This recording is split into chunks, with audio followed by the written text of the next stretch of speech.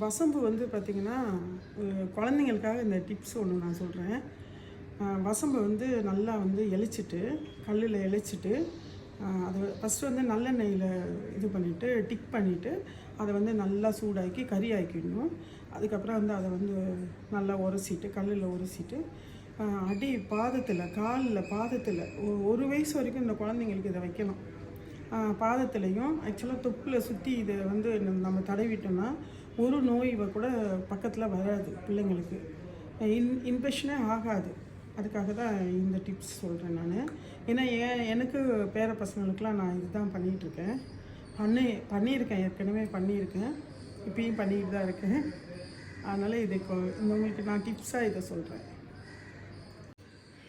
இந்த டிப்ஸை வந்து நீங்கள் வந்து எல்லா குழந்தைங்களுக்கும் சொல்லுங்கள், மற்ற குழந்தைங்களுக்கும் சொல்லுங்கள், தெரிஞ்சவங்களுக்கும் சொல்லுங்கள்.